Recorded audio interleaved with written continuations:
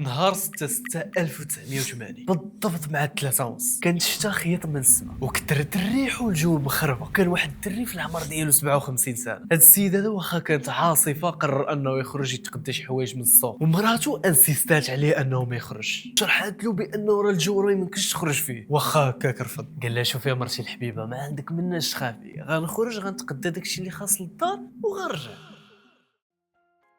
سيداتي سادتي، القصة ديال اليوم غتعجبكم بمعنى الكلمة. اللي بغي منك تركز معايا مزيان، حيت عندنا واحد اللغز اللي صراحة حيرني انا في هاد القصة وما كرهتكش تحل معايا هاد اللغز. فبلا ما نطول عليكم، وجد شي حاجة تشربها ولا تاكلها ولايك، يلا نبدا. المهم نبغيك تبقى عاقل معايا على الديتاي اللي قلت لك ديال انه مشى باش يتقدى. داز الوقت، داز اكثر من ساعه وهو باقي ما رجعش. مرته بطبيعه الحال خرجت باش انها تقلب عليه. داك الراجل ما باش له الاثار، قربلت الدنيا باش انها تقلب عليه، ولكن ما كاينش ليه اثار وما كان عندها حتى شي حل من غير انها تعلم البوليس. وهذا الشيء اللي دارت، مشات عند البوليس وعاودت ليهم راجلي خرج مشى يتغدى معاه واش رجع.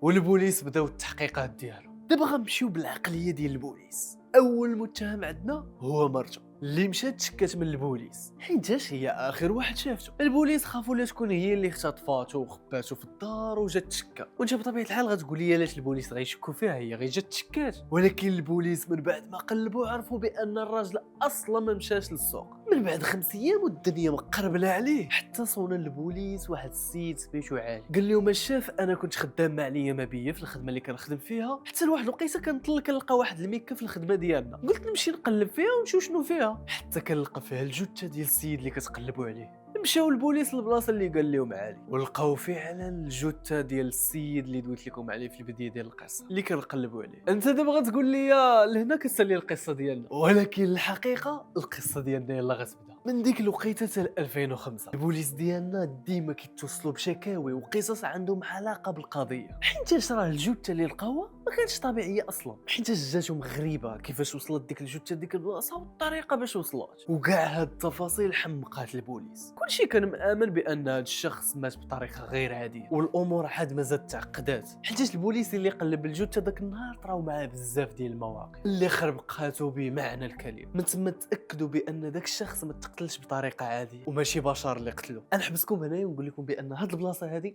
مخليها الا كان شي اعلان ولا شي برودوي ولا شي حاجه جي لهاد البلاصه، فمرحبا بالاعلانات ديالكم، مرحبا بكم جميعا. كملوا القصه. شوف انا عارفكم تخربقتوا معايا، مازال ما شديتوش معايا راس الخيط القصه. السيد اللي كندويو عليه حنا من الصباح هو زيكمون ادامسكي. شنو طرالو وشنو داكشي اللي طرا مع البوليسي مع ديك الجثه، ايضا مع الناس اللي فحصوا الجثه، ودوك الاشياء الغامضه والغريبه اللي طرات. فبغيت نعاود ناكد عليك ركز معايا في هذه القصه باش الا بان لك شي تحليل لهذه القصه تقولها لي في لي كومونتير وتقول لينا شكون هذا اللي قتله. لا نبغي منك دابا هو تشوف هاد التصويره هذه ديال هاد السيد هذا وهاد الكتاب اللي هاز وتعقل عليهم مزيان، حيت غنخلي لكم واحد السؤال في الاخر ديال الحلقه ونبغيكم تجاوبوا عليه. هاد القصه هذه طرات لزيكمون ادامسكي. ادامسكي ديالنا تولد في واحد القريه بسيطه عام 1923. حياه زيكمون كانت عاديه جدا، حياه بسيطه، عائله فقيره وظروف قاسيه. زيكمون تاقلم وعاش مع هاد الظروف عادي بسبب القوانين ديال الاتحاد السوفيتي. في ديك الوقت زيكمون ديك الوقيته ما كان عنده حتى شي بلاصه يخدم فيها الا بلاصه وحده اللي هي المعمل ديال الفحم، حيت كاع الدول اللي كانوا في الاتحاد السوفيتي ديك الوقت كانوا كيركزوا على الفحم واللي كان بمثابه البترول في ديك الوقيته. وهذا الشيء اللي دار زيكمون من بعد ما ولاش عنده 15 عام قرر انه يخدم في المعمل ديال الفحم قريب لدارهم. وصل 33 عام وقرر انه يتزوج ويدير وليدات. من بعد 4 سنين ديال الزواج ادامسكي طلعت له هذه الحياه وهذا الروتين في راسه، وقرر انه يهاجر من البلاد اللي هو فيها، وقرر انه يقصد انجلترا. على الله وعسى يلقى شي حياه احسن من هذا الشيء اللي عايش فيه هو دابا. وبالفعل هذا الشيء اللي دار عام 1961 ادامسكي استقر في واحد الفيلاج صغير في انجلترا. ولا سخريه القدر ادامسكي ما لقى فين يخدم، مسكين كان عوال انه غيبدل البلاد وغيلقى شي خدمه جديده. ساعه لقى معمل ديال الفحم هو اللي قرر انه يخدم فيه، وبقى خدام في هذا المعمل لمده ديال 19 سنه حتى ل 6/6/1980. عقلتي على هذا التاريخ هو اللي كنت قلت لك في البدايه ديال الفيديو، النهار اللي كان قرر فيه ادامسكي يخرج يتقدم من السوق واختفى وما لقى ليه حتى واحد الاثر.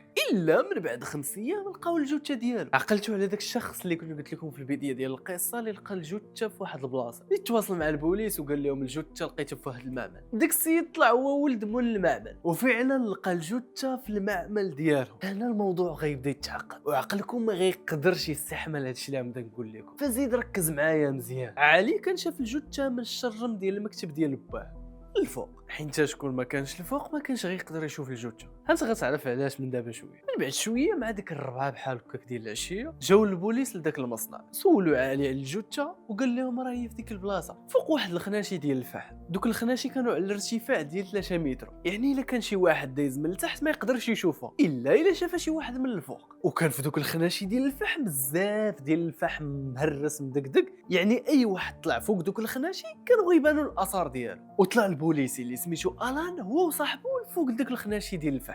وعقلوا معايا مزيان على هاد السميه ديال الان، حيت البطل ديال النص الثاني ديال القصه هو الان. المهم بداو كيقلبوا الجثه، من بعد شويه اتصلوا بالاخصاء باش انهم يجيو يقلبوا ديك الجثه. من بعد ما جاو المحققين لقاو واحد الديتاي اللي مهم، هي انه الجثه كاينه فوق الفحم.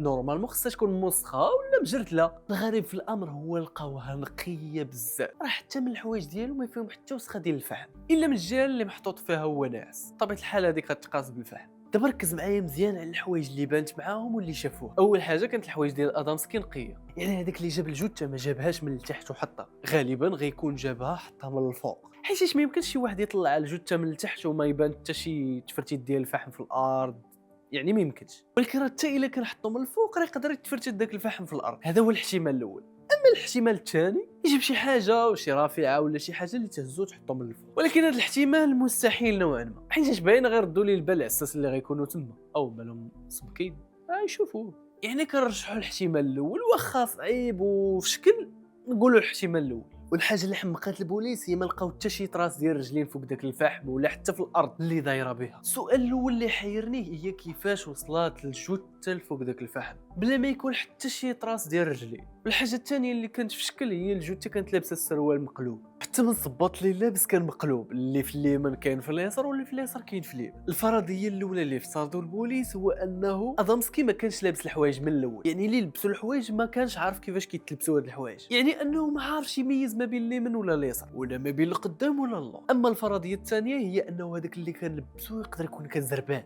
داكشي علاش لبسو داكشي مقلوب واخر بقى، وكان خاصو يتهنم الجثه في اقرب وقت. داكشي علاش ما ركزش لا على صباط لا على سروال لا على والو. واخا انه هاد الفرضيه قريبه اللوجيك ولكن كتبقى ضعيفه بزاف. علاش؟ لانه ما كاين حتى شي واحد في العالم ما كيميز ما بين اليمين واليسار، يعني اي واحد في هذا العالم وبوعي يقدر يميز ما بين اليمين واليسار والاتجاهات كامل. فاهمين في هذه القضيه؟ نكملوا. اللغز الثاني، علاش كان لابس حوايجو بحال هكاك؟ ولاحظوا ان الملامح ديال ادامسكي كانوا كيدلوا على الخوف. عينيه كانوا محلولين بزاف بحال راه خارجي، شكل فمو دوك التجاعيد اللي في وجهه واللون ديال البشره ديال الوجه ديالو اللي كانت صفراء بزاف. هادشي كله كان كيدل بانه كان خايف. واللي زاد دعم هذه الفكره هي الفحص الطبي، بين ان سبب الوفاه ديالو هي سكته قلبيه وطرات من قبل 4 سوايع من ما شافوا الجثه، وفي نفس اللحظه شافوا ان عنده اثر ديال الحريق في الكتف ديالو وفي العنق وفي راسه، وشافوا واحد الماده رماديه في البلايص ديال الحريق. وحتى اللي مشيتي يقلب شي في القصه ديال ادامسكي غتلقى بان هاد الماده الرماديه حتى واحد ما عارف منين جات وشنو هو السبب ديالها وشنو هي اصلا. والجمله الوحيده المعروفه عليها ان العلم ما عرفش المصدر ديال هاد الماده، بحال اللي كاين شي هدف ورا هاد الجمله هذه. شوف راه هاد الشيء كامل اللي قلت لك لحد الان راه عادي ما هادشي شي حاجه مقارنه مع داك الشيء اللي شافوا من بعد تشريح الجثه، حيت اكتشفوا ان اللحيه ديال ادامسكي كانت محسنه قبل نهار من الحادثه، يعني المجرم ديالنا الزوين الظريف حس اللي قبل بنهار ما يقتلو، ومن بعد نهار من موراها مات بسكته قلبيه. كيفاش وصلت الجثه لهنايا وكيفاش تحرق؟ وشنو هي ديك الماده اللي شافوها في اثار الحريق؟ وشنو دوك اللباس اللي كان لابسو مقلوب؟ وكيفاش قدر يحسن لحيته وهو مخطوف؟ كاع هاد الاسئله هادو ما كان عندهم حتى شي جواب، يعني كيف مولفين اي حاجه كطرى غريبه بحال هكا كنلصقوها في الفضائيين. واللي زاد عقد الامور هو ان ادامسكي كان مسالم درويش، ما كان حتى شي سبب يخليه يتختطف بهذه الطريقه. من بعد شي ايام تسدات القضيه والسلطات منعت اي واحد يحقق في هذه القضيه ولا يتابع القصه، وبقات الامور على هذه الوضعيه لمده ديال 6 شهور. ومن بعد 6 شهور طرات واحد الحاجه اللي غريبه صراحه. هذا الموقف كيأكد ان الفضائيين هما وراء هذا القتل ديال ادامسكي نهار 18 12 1980 وبالضبط مع 12 وربع ديال الليل. طرات واحد القصه اللي الشهيد الوحيد ديالها البوليسي ديالنا الان اللي قلب الجثه ديال ادامسكي. داك البوليسي اللي قلت لك عقل عليه من البدايه ديال الفيديو الساعه 12 وربع كيف قلت لك. بوليسي جاتو ميسيون ديال انه يحقق في واحد القضيه جديده في ديك الليله، في واحد البلاغ تكرر بزاف ديال المرات. كانت واحد الظاهره غريبه كطرا في دوك الفيرمات اللي كاينين حدا الدار ديال ادامسكي برا الفيلاج. كان كل نهار البقر اللي كاين في ديك المنطقه كيتختفى، والغريب هي انك تعاود ترجع من جديد. وصدفه كيطلع نفس الشرطي اللي شاف الجثه ديال ادامسكي وهو اللي كيحقق في هذا الموضوع، وفوقاشو معاش مع 12 وربع ديال الليل. يعني واخا يكونوا تيصوروا شي فيلم ديال الرعب ما يطراوش هاد الاحداث بهذه الطريقه. كان البوليسي غادي في وسط دوك الفيرمات بالطوموبيله ديالو غادي للبلاصه فين قالوا ليه داك البراغ. شويه كيشوف واحد الجسم غريب في وسط دوك الفيرمات في واحد البلاصه بعيده، وملي قرب شاف واحد الحاجه بحال شي طوبيس كبير وكان فوق الارض مسافه ديال اكثر من متر. وبكثرة الدهشه والصدمه البوليس يحاول يتصل بالكوميساريه يحاول يعلمهم شنو طاري، ولكن المشكل كان انه الريزو مقطوع. شحال بحال كنعاود لكم فيلم ديال الرعب ده. المهم فرا مشى شعين سد عيني وحلها لقى راسو في بلاصه اخرى بعيد على البلاصه اللي كان فيها بمسافه ديال 5 كيلومتر، والصباط ديالو كان في الكرسي اللي حدا في الطوموبيل. والحاجه اللي حمقاتو هي انه ملي شاف الساعه لقى له 1:04. يعني الغريب في الامر فرا مشى شعين مشى 5 كيلومتر حيد سبرديلتو وتبارك الله ما شاء الله عليه ما خاف من حتى شي حاجه. ورجع عاوتاني انه يقلب في الفيرمات ولقى ان البقر ما بقاش عاوتاني وما كاين حتى شي اثار ديال داك البقر. حتى كيفاش اختفى هذا البقر وما كاين حتى شي اثار ديالو، لا ديال رجلين لا ديال حتى شي حاجه. وفعلا القصه ديال الشرطي تقربلاتها. يعني الناس من بعد ما سمعوا القصه ديال البوليسي ولاو متاكدين ان وراء القتل ديال ادامسكي هما الفضائيين. الهضره كانت كدور ديك الوقيته بانه ادامسكي اختطفوه باش انه يديروا عليه زعما شي ابحاث، وفي هذه المده كامله ما كانوش عارفين شكون اللي اختطف ادامسكي. ومن بعد ما شافوا انه مات لبسوا ليه حوايجو بطريقه اللي عشوائيه وما اصلا ما عارفينش، وجاو بديك الطياره ديالهم لفوق داك الفحم وحطوه فيه. وهذا هو التفسير الوحيد اللي كنا قلنا ديال انه ما لقينا حتى شي اثار ما لقينا حتى شي حاجه. يعني هذا الشيء شيء غريب. هذه ماشي هضرتي، هذه الهضره اللي كانوا كيقولوا هذوك الناس. وبطبيعه الحال انت غيجيك هذا الشيء كيضحك واصلا ماشي منطقي ديال انه فضائيين جاو حطوه كذا، ماشي منطقي. ولكن خليني نقول لك ان القضيه ديال ادامسكي موثقه انها ظاهره غير طبيعيه. يعني حتى المصادر الموثوقه مسجلين ان التهمه ضد الفضائيين. كاينين شي ناس كيقولوا ان هذا دليل قاطع ان الفضائيين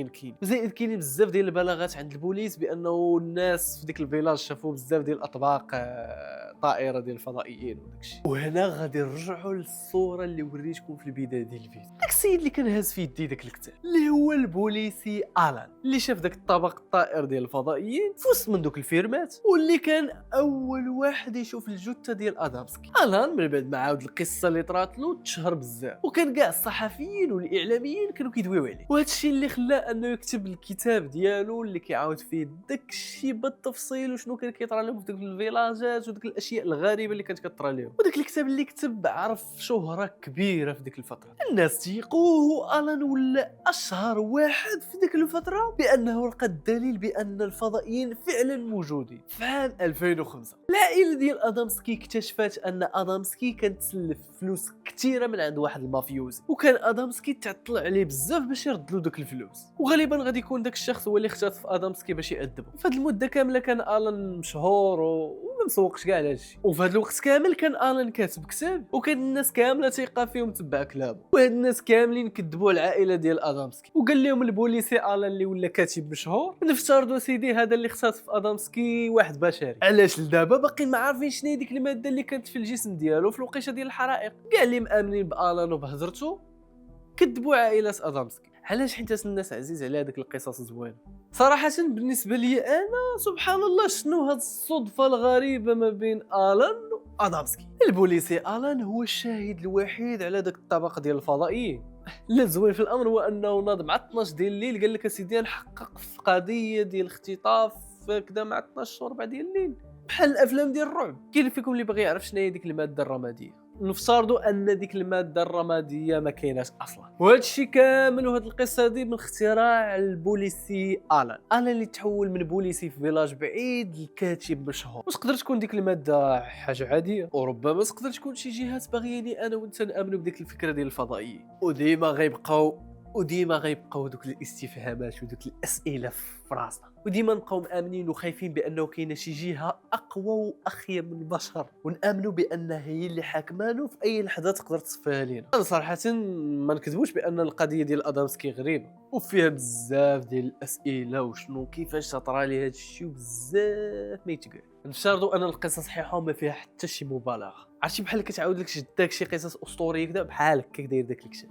الزوينه انه عرف كيفاش يقدر يسوق ليه، هو بوليسي كيفاش قدر انه يكتب وينشر كتاب بحال هكاك، شكون داك الشخص اللي عاونو في انه ينشر داك الكتاب. فما كرهتكش تجاوبني نتايا على هذا السؤال في لي كومونتير، فما تنساش دير لايك وفولو الا عجبك هذا الفيديو وتبارطاجيه معاك، لانه يلا القصه الثانيه ديالنا هذه ما كرهناش نديروا بزاف ديال القصص. حتى الا كانت عندك شي قصه قولها لي في لي كومونتير، ما تعرف تجي في الفيديو الثاني ولا الثالث ولا شي حاجه بحال هكا. والى هنا تنتهي رحلتنا، ما تنساش دير لايك وفولو تهلا.